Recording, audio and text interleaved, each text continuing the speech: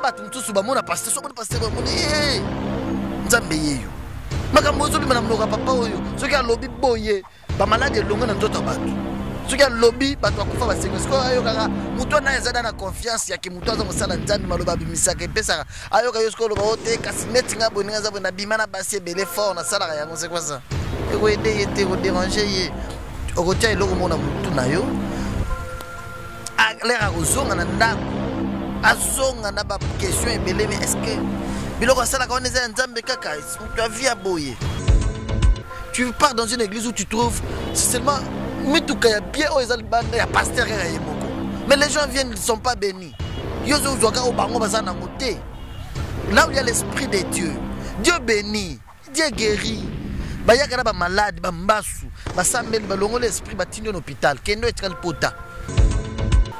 Un pasteur ne doit pas être tous partout. Cause la goyo ka obalobi mikolo yo équipe tel des a succès. Est-ce que équipe on a besoin de jouer à bien? Fallait pas tout nangana ça va en place ko solo jouer non. Oza musala nzana.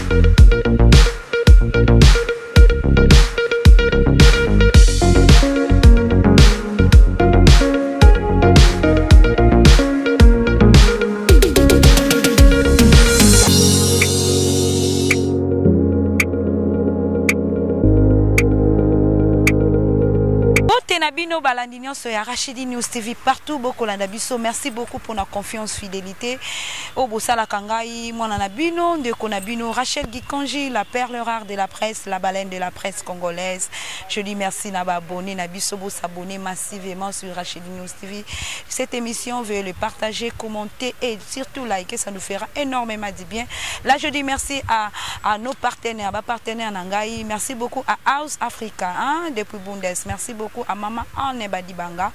Je dis merci à tous nos abonnés. Et pour aujourd'hui, Nayambi Libino, on a bengaka Gédéon du ciel. Il est le fils de Walesa. Nabengaka bongo to comprendre. Il est là pour nous parler. Tout décortiquer moi mon cœur. Si je étais libre pasteur, nous voulons parler un peu pour le pasteur. Tous condamnés tes mains, tout décortiquer moi sujet en gros parce que ça fait mal de voir basal nanzambe mosusu bazo sa nanzambe landenga bosolo te. Hein, to lobite que yazo sa nanzambe landenga bosolo mais il veut quand même expliquer aux gens comment est-ce que nous le serviteur de Dieu totambolaka. Et pour aujourd'hui na lingina conseiller bino avant to kota na moi ma solo yango to pesa na mbote na invité. Gédéon du ciel. Oui maman. Mbote la bande nyonso zotala biso. Merci beaucoup. beaucoup, bonne santé. Très bien, ça va bien. Et papa Walesa? Ouais, il va très bien. Et pour comprendre, tu es belé, hein, j'ai donné Walesa. Walesa, ça non peut plus ça, Walesa. Expliquez d'abord aux gens. Tu n'es pas fils de Walesa, tu n'es pas confondre. Ouais, mais c'est mon papa. Ah, ok. Fils, tu parles en termes, il y a fils biologique. Oui. Ah, ok. Mais c'est mon papa. Okay. Voilà, merci beaucoup. Avant d'introduire à notre sujet, tout sur la maman moké ndengeni évolution. Il y a moi Namboka Guy Mario, azali artiste comédien, nebi que vous soutenez qui est, Abeda Choupa qui a soutenu qui est. Et comment l'évolution, ça se passe comment? Ça va. Dieu est en train de l'aider, hein. Tu sais. Là où il y a eu la main de Dieu, quand la main de Dieu passe, la main de Dieu laisse des traces. Okay. Ouais. L'évangéliste était parti voir Guy Mario étant son pasteur. Son pasteur allait s'akenda na bolimo ga za frère ya en église, za frère à l'église, za frère za deux fois comme approche na ngai. Akenda otala ye, asambelelié, il a fait ce qu'il pouvait faire. Après ko kenenaye ndego Abedachu à KIP, il a fait ce qu'il pouvait aussi faire. Gloire à Dieu, nous on bénit l'Éternel pour ce geste. Et aujourd'hui, des voisins hôpital, quand même les suivis. Papa Walesa c'est déjà passé par rapport. Non, il y a un problème. Papa Walesa il est aussi bien organisé. Azana bolingo, azana motema munene. Et puis, Azana ordre dans Mamosalaka. Il a chargé notre ami, notre frère, un homme de Dieu bien, Ndegomania, apôtre Mania. Chaque jour, presque par semaine, il y a au moins 5 fois. Kota la Guy Mario, Kosa l'a suivi, qu'est-ce que le docteur a dit? Il y a quoi? Balobini, nini, les osenga, ndekwa komindenga nini. En même temps, azotalaye, en même temps, azosamélelaye, azotalaye, il faut que ça là, azosamélelaye. Papa Walesa chargé, c'est pour être informé de toute situation. Il y a Ndeko Guy Mario.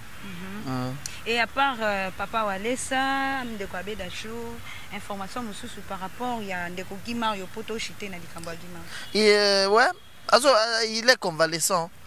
Quand ça même, évolue. Ça évolue. Il parle déjà. Ouais, Azolo Badandambu, Abandiko Bukuning Sanjoto, il ne mangeait pas nous au lit. Ça promet. Nous faisons confiance en Dieu. Voilà, Nayango, Ndeko Gédéon, ils allaient mieux placé pour répondre na bakmi tout na biso par rapport à auto tout comme on a Ndeko Wera, l'artiste musicien Wera son a coupé sa papa Walesa cadeau. Cadeau Yabilamba. Loba un peu. Explicité biso va tout la vidéo. C'est une manière de faire une action de grâce envers l'homme de Dieu. Cadeau, c'est trop dur. C'est comme si papa Walesa tout ça, il féliciter na cadeau. Ouais, moni ba wera baza bato ba tembe. Pendimela mosala nzamba lo banabino ke oyo aza père spirituel nanga. Oyo aza pasteur na biso seka moni il a vu du sérieux. Il a vu l'esprit de Dieu agir. Lui-même a des témoignages na vie na ye, l'orchestre na ye, na bataza l'approche na ye, na ba musicien papi kakol, après c'est pasteur Walesa Kombot. Na moi cinéma malinda na pesi ba Kombot, c'est jamais ils vont nous suivre. Komboni, na pesi Komboni. Bébé Walesa. Moi na mobali moko linda boti pesi comme pasteur Walesa. C'est-à-dire Dieu est la solution à nos problèmes. Dieu est la réponse à nos questions. Problème bazala inango nazo botaka ba basi nazo na posa moi mbali. Ba ye pasteur les pasteur toi na posa moi mbali ba sambeli nzamba pesi ba moi mbali. Moi no aza miracle ya nzambe comme on est pasteur Walesa. C'est que toi na tio mona ba yaka wana ti ba wera bazo ya église chaque fois bazo fuka ma pasteur Walesa zo sambeli la bango ba moni que il y a du sérieux dans ce que le pasteur Walesa fait. Bah Monique dans ces pays où certes il y a eu beaucoup de serviteurs de Dieu, surtout reconnaître la grâce à Batunyon, surtout les rappels à Salanza Mignonso. Bah ouais, on a pour moi bah yakati, n'enga yona, à ce moment-là pasteur de Saramo justement bah bilamba, bah servette, bah ketch, sommelier aux États-Unis, à hier au pays ça y est. Pour moi na mutozo tambola na mutuna, dans mon pays j'ai mon pasteur. Nazala pasteur na biso nzamba télémisé la biso aya asomi biloko ayeko pesa ye d'abord eza motema son cœur l'a parlé que c'est un véritable serviteur de Dieu Motema ya wera et l'obélier. Dieu a parlé avec lui. Le pasteur Walesa là, c'est un serviteur de Dieu. C'est pourquoi tu l'as vu venir comme ça. Voilà, avec mon réalisateur, tout la nana moi vidéo, tout la wera soka lobinini. Et comment est-ce que le Congo est kaki, on va souvent dans la vidéo.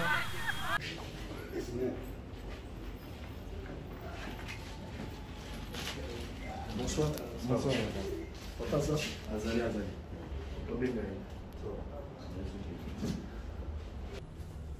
Papa ça? Azali.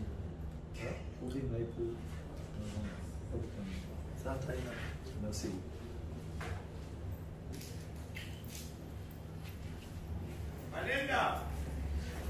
Wow. Oh, ma santé, ils n'ont pas mon rayon. C'est pas une bagage panda. Moritz, moi, les autres rayon, c'est pas une message. C'est pas une macasse, ils n'ont pas mon rayon. Na monio, les États-Unis aux Anglais. Voyage, c'est depuis ma lampe. Moi, j'ai l'équipe ma lampe par la grâce de Dieu. Ça m'a soumis vraiment. Tina Kenda qui m'a mis dans la famille. Maman, ça fait une année, 2 mois. Bon, en tout cas, on a vu la Covid, on a confiné qui m'a tourné mes activités. Tant que déconfiné, si on a ça qui est fort, on a qui est bien avec mon aïe. Maman, ça déjà une année. Oui, une année. Moi, on a eu le master naïe, il y a mis balai, j'ai payé licence naïe. Voilà, type étant à Vandi, et qu'on se pose au Zonga. Au salon, la course dans ma maman, ah non, et là, au moment où tu as la salle à la salité. Et qu'on a dit non, il faut un seul passer à laisser vous. Attaquer de la main, il n'y a pas d'appel spirituel. Vraiment, il y a un mot à l'ensemble. Pour placer à père spirituel. Père spirituel, placer à Zalaka.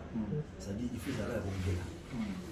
Surtout sur la matière, pas naïe, tout ça pour pas naïe, face à la chaise. C'est-à-dire, bon, tu vas dire que tu es quand on le base à qui n'a pas.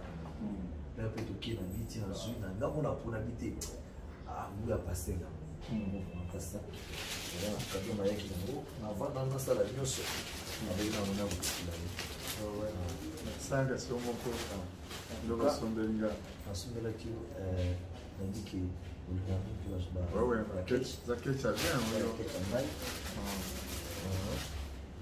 Et la canne, il puisse nous dire les temps soit dimanche, puis nous vendre la vie.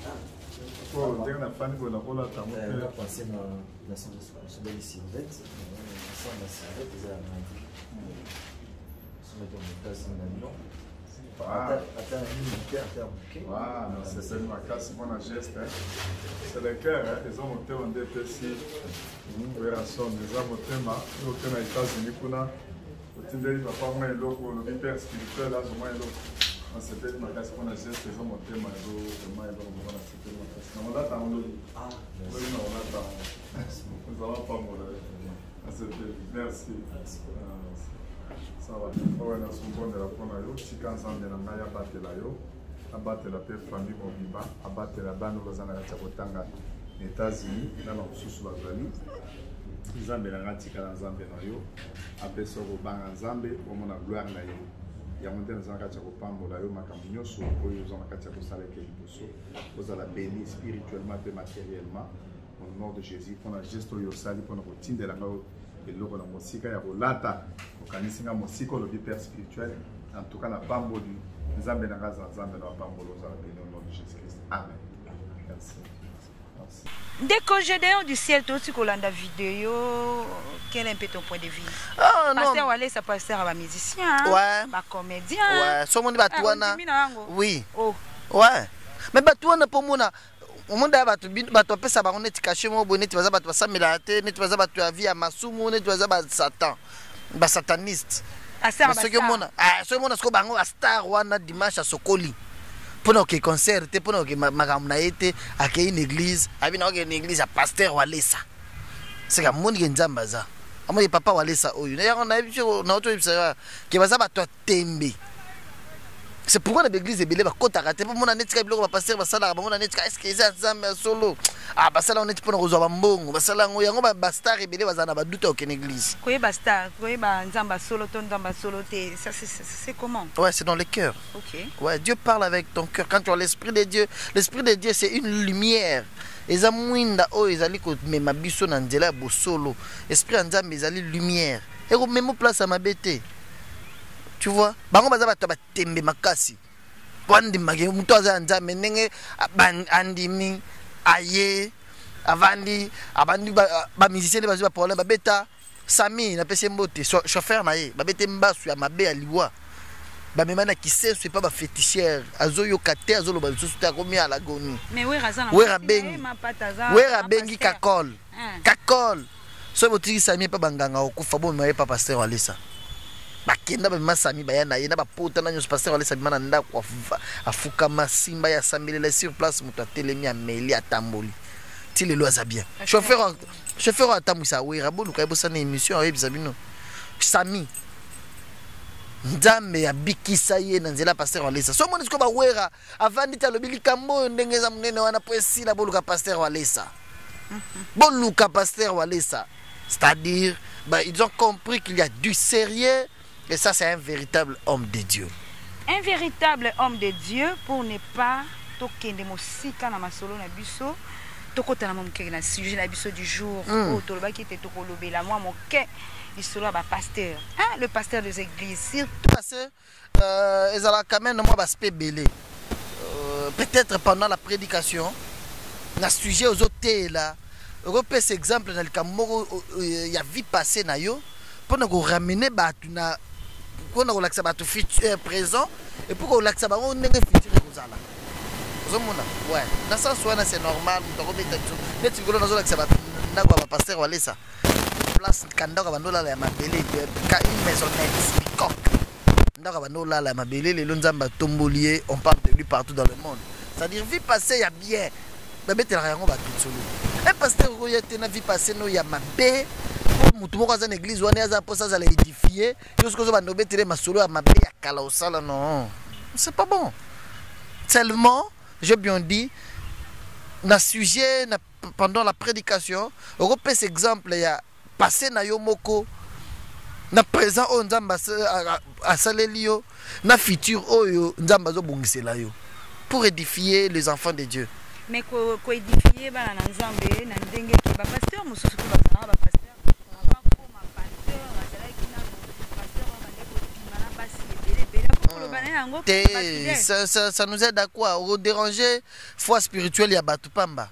Ouais, oui, ça va déranger ma maman. Tu sais, je vais te dire une chose. Bah tu ti ba yaga na l'église boui. Bah tu nyonso bazala fermi na foité. OK? Ti ba to yaga na l'église boui, bah tu nyonso bazala déjà baza atteindre un niveau ya fermissement vraiment ya foité. Bah tu nyonso bazo zela pour na ye amona ko amona ke uzana nzambe. Ça zo mona neti est-ce que vous avez des témoignages chez Zara? Ouais, yoka. Et ça, bah, tout le monde a passé, tout le monde a passé, Nzambe yeyo. Makambo zo bi manam noka papa oyo. Soki a lobby boye, ba malade longa na nzoto abatu. Soki a lobby bato akufa ba seko. Siko ayo kaka muto na ezada na confiance yake muto aza mosala nzambe maloba bimisaka pesa. Ayo ka yosko loba ote kasi netinga boninga za bona bimana basi belé fort na sala yango c'est quoi ça? Et ko aider te ko déranger ye. Okotia eloko mona mutu na yo. L'air à ozonga na ndaku azonga na ba question ebele mais est-ce que biloko sala ka oneza nzambe kaka tu as vie à boyer tu vois certes la vie passée existe la vie présente existe il y a aussi la vie future qui appartient à Dieu le passé tout zo est important to memela batu bana ya nzambe lelo po ba pona ko kolisa kondima na bango pona ko aider ko yana pona ko aider futur na bango non ba meilleur wana c'est pas bon pour toi y a un peu ba pasteur même aujourd'hui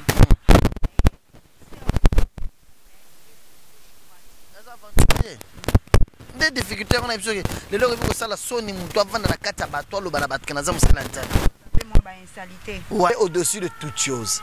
Dieu peut te donner tout ce que tu as besoin. Dieu te donne. C'est pourquoi je te dis, soyons fiers d'avoir un homme de Dieu. Au moment de l'élection, c'est ça le mariage. Si on a présenté un candidat dans l'église, que oh, bon voter Moutoy. Tendance confondue, c'est ça, mais là, en église, il y a pasteur Walesa. La Mouka, IDPS, FCC, oh, ensemble, tous ces politiciens là-bas, il y a une église. Et si libo ça la politique na bino, moi lui votre pasteur a recontacté oh bandeko qui pasteur yona bana lemba nazo ya kuna bon voter un candidat numéro 8. Je donne du ciel pour toi Kende vraiment nous allons vers la fin de notre émission. Surtout que oh ezopé ça vraiment pas si kota la vie à ba pasteur ya lelo. Ceux qui n'ont pas pasteur ya lelo, toto tiaka ensemble. Bazana ba vie moko ce qu'on y est pendant monde en malamu comprendre. Bamsu ba melaka diamba, bamsu ba mela masanga, bamsusu. Comment naie kozwa mwasi ya mutu elobelaka ye loroti. Et qu'est-ce que tu peux dire par là? Tu condamnes ou bien tu ezanango péché te en tant qu'humain, il peut faire tout. Maman journaliste, la Bible dit vous le connaîtrez par leurs fruits. Comment les connaître? Ouais, c'est par leurs fruits. So pasteur melada diamba. So pasteur melada diamba. Ouais, bato ba koyebeza bato bazana bangoti. Mais si ko ba o bazana bangote, est-ce que c'est digne d'être dans les églises pareilles? Dieu révèle, Dieu parle. D'accord. Dieu parle. Tu sais, quand tu te donnes à Dieu avec tout ton cœur. Dieu dit, il est le rémunérateur de tous ceux qui le cherchent. Ceux qui ont le ganzambe na motema, mo ganzamba ko se révéler pas na yo. Nzamba ko se révéler ko za place mabe. Ko za place mabe. Nous allons se révéler. Écoute, aujourd'hui nous vivons dans un pays où c'est pourquoi la commissaire Anza meninga pesa biso pasteur Walesa.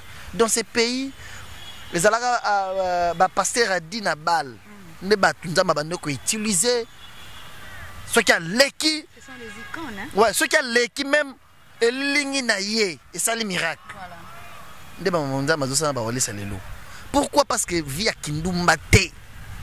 Aujourd'hui, nous sommes dans une ville où c'est Rabimana pasteur ne soki bayo ki ba tuna eh bon pasteur Koba o esalini. Ah bon? Na mboga oyo bayo oyo ki pena bandimige balobi pasteur na bino asali Kindumba. Mais bavandi ka. Bavandi. Abio montage. Boko seli papa. Tika. Mboga oyo. Hein? Mboga oyo ya keo balobi pasteur wana bakutie na ebembe na mutuka. Flagrant. Bref. Oh. L'acception brève. Ya que ye mutazana ibimbewana. O bakuti pasteur na bino zamuta bakisi. Asali boy. Voilà les signes qui prouvent qu'il n'est pas de Dieu. Nzamba la kisanga yemo. Bino bolinga papate.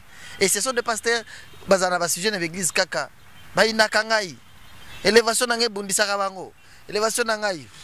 Tout ça pourquoi? Parce que les gens sont voilés. C'est ça la difficulté que nous avons aujourd'hui. Daddy. Daddy. Daddy c'est papa, non? Ouais, cassité. C'est tout à fait normal. J'ai bien dit ici que la difficulté que nous avons aujourd'hui est que les gens sont voilés par l'amour de leur pasteur que l'amour de Dieu. Avant d'aimer ton pasteur, commence par aimer Dieu. Et Dieu va te révéler si réellement tu es devant un bon serviteur de Dieu. Qui ça? Le pasteur a baisé à internet. J'étais dans une émission le mardi. C'était le mardi. Une émission na Fikin. Je trouvais qu'il y a une chaîne. Oh, pasteur l'église pété. Ah bon là, ça c'est vrai hein. Tu vois. Dans une église té.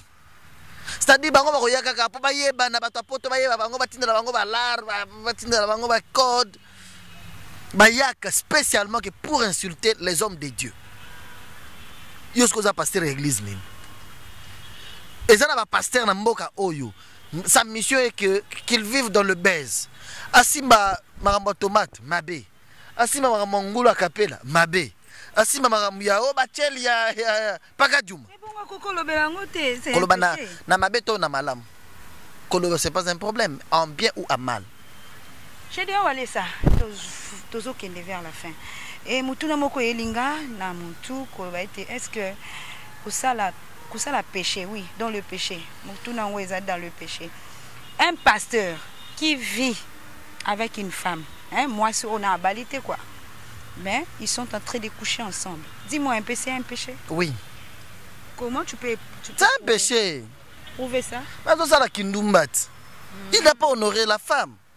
Et Babilo on a besoin de casse na Kinshasa. Balobi dote comme 5 ça. Babalata. Ça fait mal ya. Et ben là babima kaka. O abimie pas na bango. O abimie a prédoté. Allez moi ça comme ya kolala na 3 jours, 4 jours. C'est quoi papa pasteur bala? Tika. Dans la Bible, tout le monde a place Jésus-Christ s'appelle Joseph appelle Sambongo Alibalate mais aboti ça. Marie. Ozo linga me mangai na maramtam so mo ko gérer te. Jésus-Christ n'est pas le fils de Joseph. Jésus-Christ n'est pas le fils de Joseph. Après Jésus-Christ, Marie a bota bana mso tam so na tune kombo 3 bana ou ata 3 au sanga bangonte. Je vais te dire. C'est ce que je vais te dire d'abord. Jésus-Christ est l'esprit de Dieu. Dieu s'est transformé en esprit. Aya kotina nzoto moi sur sa vierge abotié bandaka Jésus abotami ministère et bandiwana. Nous nous intéressons de la vie de Jésus-Christ, bien on doit s'intéresser de la vie ya Kimakango maman Jésus na Joseph. Voilà. Ça nous intéresse pas. Ce qui nous intéresse beaucoup plus c'est la vie de Christ. Le conseil pour les pasteurs. Christ a demandé qu'on soit son modèle naïe. Tout tambola lokola yé. C'est ça ce qui est plus important. Je reviens une fois de plus pour te dire que la difficulté que nous avons aujourd'hui est que beaucoup de gens sont fanatiques de leur pasteur que être fanatiques de Dieu. Premièrement, soyez fanatiques de Christ. Parce que ceux qui vont l'andeli bamarambo ba pasteur na bino ba salaka. Bamarambo ne tu total na ba télévision chaque jour. C'est ça mambo soni. Muta bongo boko bengi pasteur te maman. Non. Non. Non, si tu es de l'esprit, vis dans l'esprit. Démontre-nous que tu as l'esprit de Dieu. Non. C'est pourquoi on a vendu Nathalie Pasteur Walesa. Pasteur Walesa, mon patron, mon pasteur, mon papa. Je lui ai dit, vous méritez bawa kilo ba fleur, vous avez bomoi. Ba tu belé ba senga nzamba comme ça bango loro la yo. Mais yo data la niveau nzamba commission, mais ozola na zamba. Vraiment. Ozola na ngomba na ba prière. Nous voulons boucler. Au monde Alukani. Na bazamba. Molimo Mosantos. Azala na ngo déjà. Mais bakolisa ka intimité na Nzambe. Faut passer beaucoup de temps dans la prière que passer de l'état dans nanani. Mangulu. Au côté na musique, mabe, na politique, mabe, na na mambo bangulu, mabe, makambo kofinga batu, mabe, non. Un pasteur ne doit pas être touche partout. Cause la goyo ka balobi mikolo yo équipe telle des a succès. Est-ce que l'équipe on a besoin de jouer bien? Fallait pas tout nangana et ça va place à ko va jouer non. Oza musala nzambe. Dans le but soko meminga na anglais wana to kokota pe to ko citer ba kombo ndeko jodeo to silisi émission na biso. Na mokolo ya lelo pe to ko bando sala. Heureusement lelo so yo tini ba kombo na. So omo yo so tini lelo tangi ba kombo na yo nyonso.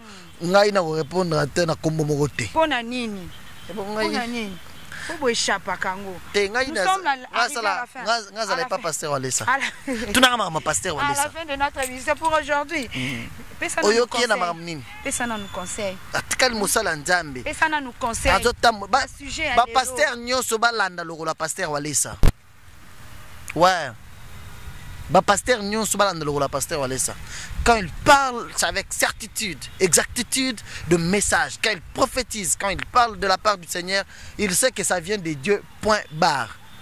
Il ne parle pas pour plaire aux gens. Pasteur balanda lokola pasteur Walesa. Un homme de Dieu, il a vu à prière, à l'élaga, balugana mabele, à zola, la zolela. En plus de cela, Namboka au Congo, ayena évangile avec le pain. Et pour te dire que, et belé basal l'église pour nous ambongo. C'est ça la difficulté. Et belé basal l'église pour bayo kangai. Mais il le fait avec un grand cœur. Tu vois, maman ndunda, azote kandunda comme maman Bayer, Bayeres. Da pèse le pain. Moutoise dans la capitale à $10. na 11h et na 9h. Na 14h, on a plus de 4 000 $ dans Maboko. C'est ça. Place Molimo Nzambe ezali. Souffrance exatée. Tu pars dans une église où tu trouves, c'est seulement Mitouka ya bien o ezali banda ya pasteur ya yemoko. Mais les gens viennent, ils ne sont pas bénis. Yozo Zouaka au bango bazana ngote. Là où il y a l'esprit de Dieu. Dieu bénit, Dieu guérit. Bayakara ba malade, ba mbasu, ba samel, ba longo l'esprit ba tinyo l'hôpital. Kendo etkal pota. L'esprit qui voulait te tuer, te longo le to bengani. Ba pasteur ebele balanda logo la pasteur Walesa. Il est sans amis.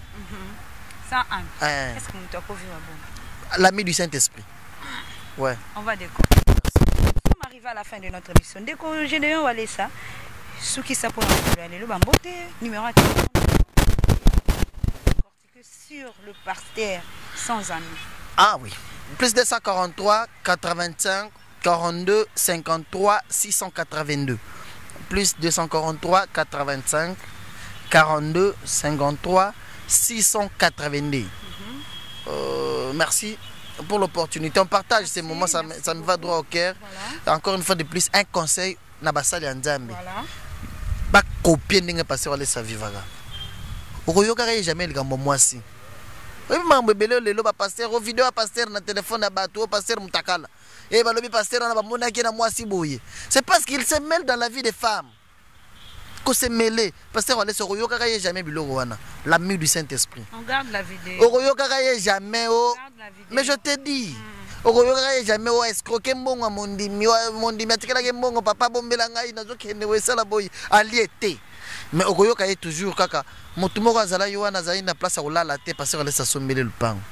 Motumo azala yo wana bana otambola makolo pasteur Walesa esali passe na motema sombele voix. La kina bolingo ya aza bato bengana ye. Il était délaissé pasteur Walesa sambele la ye. Lelo bato balingi ye azu musala akomi bien abali bato bakoka ko bala te na vie. Nzamba kabunyo Walesa zo bali sabango. Mutu aza destiné pe na mon l'air azo botama. Azo kola mon be oh yo tina ndenga okufa ye mwasi moko ta ko linga ye. Lelo bato wana bazana basi kitoko na ndako. Bazana bana. Ba pasteur bala d'exemple à pasteur Walesa. En plus de cela batika motema mabe. La haine, la jalousie, l'empoisonnement, c'est dans le milieu de pasteur. C'est pourquoi to ebisi o ya biso avant na ndako. Ye moko alobagana apesa biso ba exemple lobi. C'est ni les bien que vous allez ami du Saint-Esprit. Parce que quand tu as besoin d'argent, Dieu te donne. Mais tout le monde, il peut devenir même un conseiller. Yeah. Hein? Pour pourquoi? Séni, et qu'on fait ça. Quand on fait la confession religieuse, on va faire ça pour président, il y a Séni qui a organisé l'élection pour cannabis. Parce que Yazali papa il a paix. Il peut aussi venir arranger des choses. Confession religieuse déjà, église de réveil, bazana représentant la banque. Mais ils s'attendent. Yabino aboyi kaka. Yabino azo ki makaka. Maman, mandat politique ça combien d'années? 5 ans. 5 ans. Peut-être renouvelable une fois. Pour le chef d'État. Député va renouveler autant de fois, c'est pas un problème. Est-ce que vous avez un Nzambe? Vous avez un bateau pour voter ngai. Vous avez un Nzambe, vous avez un bateau. Il a Dieu. Alobi, il est ministre de défense et gouvernement Jésus-Christ. Dans la poste dans la langue. Ministre de défense et gouvernement Jésus-Christ. C'est-à-dire, Ebela Nzambe Yozanaye, Okitsanzambe, oh. Bon, naza contre pasteur député. Naza contre pasteur député. Mais oyo ya biso, onzamba pesi biso lobi, il ne peut pas faire la politique. Il ne voit pas pourquoi il faut akitisa Nzambe na ye. Pour naïe, pas pour tout le monde. Pour naïe, comme ça la politique a diminué. Il a Dieu en lui. Dieu est la solution à nos problèmes. Merci beaucoup. Et... Je disais bonjour na maman Patricia Osebi, na France. Bonjour maman Sophie Osebi. Que Dieu vous bénisse. Bonjour aussi à notre maman Esther Bitota na Canada. Maman Esther Bitota, que Dieu te bénisse aussi. Je suis très content. Merci. Merci la maman Belouz. Merci maman, et ça l'ira bien. Que Dieu vous bénisse. Je suis très reconnaissant que l'Esprit de Dieu continue à Kokambabino, na Choral Mobimba, na centre de réveil spirituel à Paris. Merci à maman Perpétue, Namboga, il y a Londres. Papa Philo Walesa, Namboga Dublin, na Hollande. Nzamba Pambulayo, na maman. Merci. Je pense que tu allez en contact. Lui peut m'appeler par jour 8 fois. Papa Philo Walesa, que Dieu te bénisse. Eri la Claude Makaya aux États-Unis. Je te bénis, sois béni. Nos amis de Lituri, de Goma, ils sont en train encore de. C'est comme si c'est comme si. C'est comme si. Maman Belinda Mambote, maman Davina Mbote na Paris. Nous sommes en train de nous préparer pour l'Est.